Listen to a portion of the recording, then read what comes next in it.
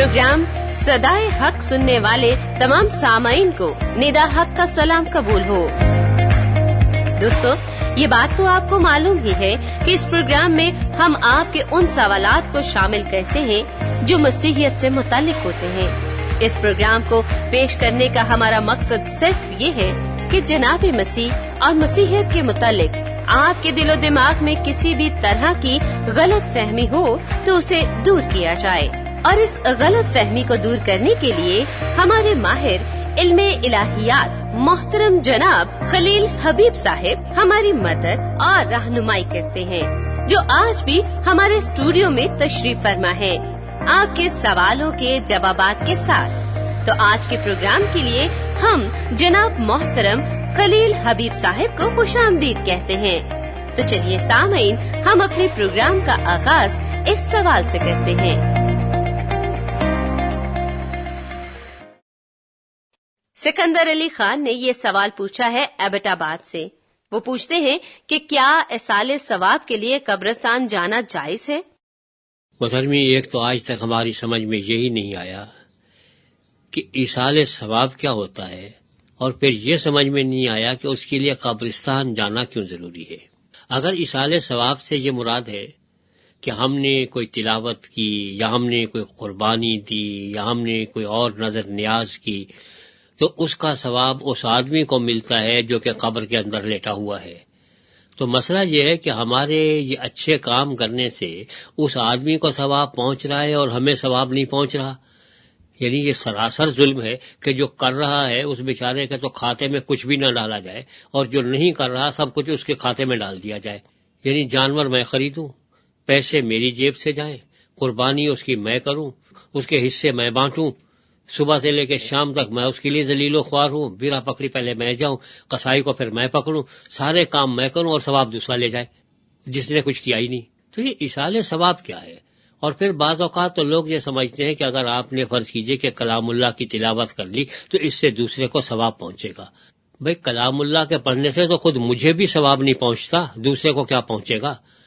आप यकीन जानिए कि इस दुनिया में बहुत सारे लोग ऐसे हैं जो कलामुल्लाह का मुतालिया इसलिए नहीं करते कि उसको मानते हैं, बल्कि उसमें कीड़े निकालने के लिए उसका मुतालिया करते हैं, उस पर एतराज़ात करने के लिए मुतालिया करते हैं। तो क्या वो लोग जो कलामुल्लाह को इसलिए पढ़ते हैं कि उस पर एतराज़ करें और मुबाहिसे के लिए और मनाजरे के लिए आयात पेश करें, क्या वो भी सवाब के मुस्तहक हैं? अगर कलामुल्लाह की तिलावत से सवाब मिलता है तो उनको भी मिलना चाहिए। फिर बल्कि हमें तो ये चाहिए कि लोगों से कहे कि भाई कलामुल्लाह का ज्यादा से ज्यादा मुतालिया करो, ज्यादा से ज्यादा एतराज करो, क्योंकि जितनी दफा आप ये आयतें नकल करेंगे उतनी ही दफा आपको सवाब पहुंचेगा। फिर तो मालूम है कि हम कलामुल्लाह की तौहीन करने वाले ठहरेंगे, उसकी ताजीम करने वाले तो नहीं। दूसरी बात यह है कि कलामुल्लाह के पढ़ने से मुझे सवाब क्यों होने लगा? कलामुल्लाह ये कह रहा है कि भाई देखो, ये बुराइयां हैं जिन्हें तुमसे बचना है, ये नेक काम है जो तुम्हें करना है। पहले लोगों ने ये गलत काम किए, उनको ये सजा मिली, कुछ लोगों ने अच्छे काम किए, उनको ये जजा मिली। मुझे वो काम करना है जिनके करने का हुक्म दिया गया है, और उन कामों से बचना है जिनसे बचने का हुक्म दिया गया है। सिर्फ पढ़ने से कोई सवाब नहीं मिलता। ये तो बिल्कुल ऐसे है कि आप ये कहें कि अच्छा ऐसा है कि मेरे है सर में दर्द, मैं क्या करूं? किताब लेके आऊं सर के दर्द का इलाज, 200 सफ़े की किताब पढ़ डालूं तो मेरे तो सर के दर्द में इजाफा होगा, कमी नहीं होगी, क्योंकि उसमें जो लिखा हुआ था कि आपको एस्प्रिन खाना है वो मैंने खाई नहीं, किताब पढ़ता रहा। हम तमाम के तमाम लोग उसके पढ़ने में लगे हुए हैं, तिलावत करने में लगे हुए हैं, लेकिन जो उसमें लिखा हुआ है उस पर अमल करने के लिए तैयार नहीं है। तो ये तो सवाब नहीं, ये तो उल्टा अजाब है भाई। क्योंकि जब तक आपको ये मालूम नहीं था कि ये गुनाह है, उस वक्त तक तो आप काबिल मुआफी थे कि आपने जो कुछ किया जहालत में किया। अब जब आपने किताब पढ़ ली और आपको मालूम हो गया कि इस किताब में क्या लिखा है और खुदा क्या चाहता है, अब भी आप वही कुछ किए जा रहे हैं। अब तो आपका गुनाह दानिस्ता गुनाह है, नादानिस्ता नहीं। अब आप जहालत का भी सहारा नहीं ले सकते, आपको तो अजाब मिलना चाहिए, सवाब काहे को मिले। तीसरी चीज ये देखिए कि मुझे मालूम ये तब होगा कि उस किताब में क्या लिखा है کہ اس میں مجھے کون سے کام کرنے کو کہا گیا ہے اور کون سے کام نہ کرنے کو کہا گیا ہے، جب وہ اس زبان میں ہو جو میری سمجھ میں آتی ہو۔ اگر میں اس زبان میں مطالعہ کر رہا ہوں جو میری سمجھ میں نہیں آتی تو اس میں مجھے کیا ثواب ملے گا؟ اگر میں عبرانی میں رٹا لگا لوں اور تورات کو بیٹھ کے عبرانی میں پڑھتا رہوں اور لفظ ایک بھی سمجھ میں نہیں آئے کہ میں کیا پڑھ رہا ہوں اور کہتا چلا جاؤں بریشیت بارا الہیم ایتھا شماجیم و ایتھارس، تو بھائی اس سے کون سا مجھے ثواب ملے گا؟ مجھے تو معلوم نہیں کیا کہا میں نے۔ اور یہ سارے ہم ثواب کمانے کے چکر میں ہیں اور کہہ رہے ہیں کہ کام سارے میں نے کیے، ثواب اس کو مل رہا ہے جو قبر میں لیٹا ہوا ہے۔ قبرستان میں جائیں گے وہاں پہ ثواب پہنچانے کے لیے، کیوں؟ کام تو میں نے کیے، اس کو کیوں پہنچاؤں؟ اور اگر یہ ثواب کوئی ایسی بات ہے کہ میرے کام کرنے سے اللہ تعالیٰ اس کا ثواب مردے کو پہنچا دیتے ہیں، تو اب سوال یہ ہے کہ کیا وہ اسی وقت پہنچاتے ہیں جب میں قبرستان میں جا کے وہ مردے کی قبر پہ کھڑا ہوتا ہوں؟ یہاں سے نہیں پہنچا سکتے؟ جو خدا یہاں سے 2 میل دور قبرستان میں وہ ثواب نہیں پہنچا سکتا اور اس بات کا تقاضا کرتا ہے کہ میں جب تک قبر کے اوپر کھڑا رہا ہوں اس وقت تک ثواب نہیں پہنچے گا، وہ کائے کا خدا ہے بھائی؟ اس کا تو دعویٰ یہ ہے کہ میں زمین و آسمان کا مالک ہوں، میں رب السماوات والارض ہوں، ساری کائنات پہ میرا کنٹرول ہے، یہاں سے ثواب کیوں نہیں پہنچا سکتا؟ جو 2 میل کے فاصلے پہ ثواب نہیں پہنچا سکتا اس کو تو بھائی میں مالک ارض و سما ماننے سے رہا۔ مالک ارض و سما تو وہی ہوگا جو یہاں سے بھی بیٹھ کے کرتے، کہیں سے بھی کرتے۔ میرا وہاں پہ ہونا کیوں ضروری ہے کہ قبرستان میں ہی جاؤں اور وہاں پہ ثواب پہنچے گا؟ قبرستان سے باہر سے ثواب نہیں پہنچتا۔ عجیب و غریب ثواب ہے، اتنا محدود ثواب کہ بس قبر سے باہر سے اندر چلا جاتا ہے۔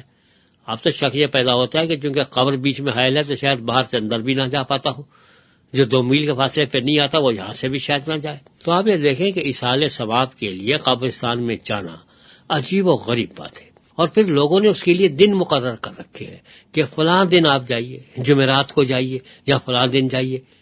کیوں بھائی؟ اور باقی دن وہ مردہ جو ہے سوتا رہتا ہے، صرف اس کو جمعرات والے دن فرصت ملتی ہے کہ اس دن ثواب وصول کرے اور باقی غائب ہے۔ اس کو تو بیچارے کو ثواب اگر اس کی ضرورت ہے اس کو تو ہر وقت چاہیے۔ یہ تھوڑی ہے کہ ہفتے میں 6 دن جو ہے اس کے جوتے پڑتے رہے، 7ویں دن آپ کا ثواب پہنچے جب آپ جا کے پہنچیں گے، اور اگر آپ نہیں پہنچے تو پھر اس کا کیا ہوا؟ اس بیچارے کا تو حشر خراب ہو گیا، گئے آپ نہیں، سزا اس کو مل گئی۔ یعنی عجیب ہے، ہمارے عذاب جو ہے وہ بھی اس پہ لادے جا رہے ہیں، ثواب بھی اسی کے اوپر لادے چلے جا رہے ہیں، اور وہ کچھ بھی نہیں کر رہا اور سب کچھ کما بھی رہا ہے۔ اگر قبرستان میں جانے کا مقصد یہ ہو کہ وہاں پہ جا کے ہمیں عبرت ہو، ہم یہ دیکھیں کہ کیسے کیسے لوگ تھے جو اس دنیا میں آئے اور آخر میں ان کا انجام موت تھا، اور ہمیں بھی ایک دن یہاں پہ آنا ہے، ہم بھی مر جائیں گے، تو ہم کوئی نیک کام کر جائیں، تو تب تو قبرستان میں جانے کی کوئی بات سمجھ میں آتی ہے۔ لیکن اگر قبرستان میں آپ ایصال ثواب کے لیے جا رہے ہیں تو بھائی یہ ہماری سمجھ سے تو بالاتر ہے۔ ایسا ایصال ثواب بھی اور قبرستان میں ایسے پھیرے بھی، بلکہ کچھ لوگوں کو تو ہم نے دیکھا ہے کہ قبروں پہ جا کے پھول رکھتے ہیں، پانی چھڑکتے ہیں، اور بھائی اگر وہ پیاسا ہے بھی تو آپ کے اوپر پانی چھڑکنے سے اس کے منہ میں نہیں جائے گا۔ آپ ایسا کریں، قبر میں سوراخ کر لیں، ایک اسٹرا لگا لیں اور پانی اس کے اندر ڈالتے رہیں تاکہ بیچارہ پانی کے اندر ڈوبتا رہے اور پانی پیتا رہے۔ وہ پانی اوپر قبر پہ چھڑک رہے ہیں، ثواب اس کو اندر پہنچ رہا ہے۔ عجیب و غریب ہے، اس کو پیاس وہاں پہ بجھ رہی ہے۔ پھول آپ باہر رکھ رہے ہیں، خوشبو اس کو اندر پہنچ رہی ہے۔ کیوں اندر پہنچ رہی ہے خوشبو؟ کیا اندر خوشبو نہیں ہے؟ آپ نے اس کو سمجھا ہوا کیا کہ وہ اس کے اندر ہی قبر ہے؟ وہ قبر کے اندر تو اب شاید رہا بھی نہ ہو اتنے عرصے کے بعد، تو اس کی ہڈیاں ہی رکھی ہوں، نہ اس کو خوشبو کی پہنچتی ہے، نہ اس کو پانی پہنچتا ہے، نہ کچھ پہنچتا ہے۔ یہ وہ تمام فضولیات تھیں جو مختلف مذاہب میں رائج ہوئی، کیونکہ اصل میں جن مذاہب میں یہ تصور کر لیا گیا کہ آدمی مرتا نہیں ہے بلکہ اس کی روح مختلف جونوں میں جاتی رہتی ہے، مختلف شکلیں اختیار کرتی ہے، ان کے یہاں تو یہ تصور جائز تھا کہ آج یہ روح یہاں پر ہے، کل کو یہ روح کتے میں ہوگی، پرسوں بلی میں ہوگی، چھٹے دن کسی اور میں ہوگی، پھر 7ویں دن کسی اور جگہ پر ہوگی۔ لیکن جہاں پہ یہ تصور نہ ہو آواگمن کا، تناسخ کا عقیدہ نہ ہو، وہاں پہ تو یہ باتیں زیب نہیں دیتی۔ ہم چونکہ آواگمن کے قائل نہیں، ہم تناسخ کے قائل نہیں ہیں، ہم اس بات کے قائل نہیں ہیں کہ روح ایک جسم سے نکل کے دوسرے جسم میں، دوسرے سے تیسرے میں اور تیسرے سے چوتھے میں منتقل ہوتی ہے، اس لیے ہمیں نہ اس کے عذاب کے لیے کرنا ہے، نہ اس کے ثواب کے لیے کچھ کرنا ہے۔ اسے جو کچھ کرنا تھا وہ اپنے لیے کر کے چلا گیا، اب ہم اس کے لیے کچھ نہ کر سکتے ہیں نہ اس کا کچھ بگاڑ سکتے ہیں۔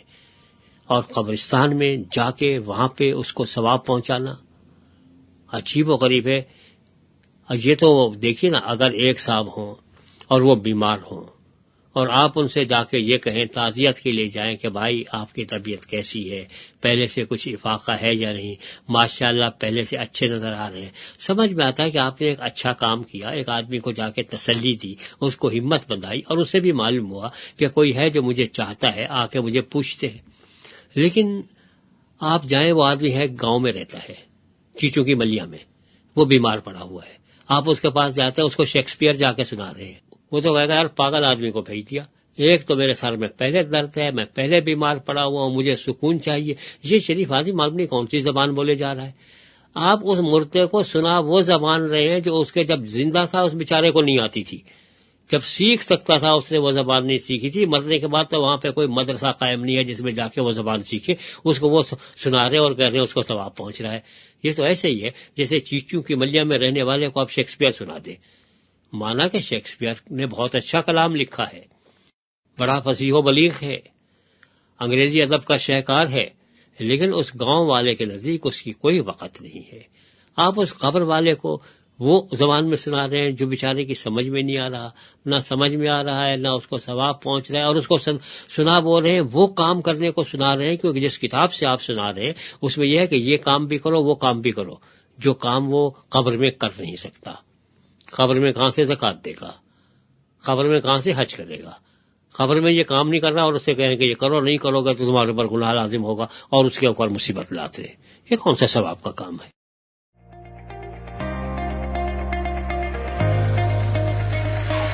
سامعین، ہمیں آپ کی رائے کا انتظار رہے گا.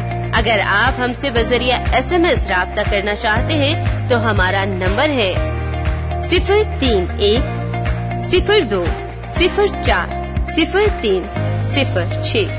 نمبر ایک مرتبہ پھر سے دہرائے دیتی ہوں، 03102040306.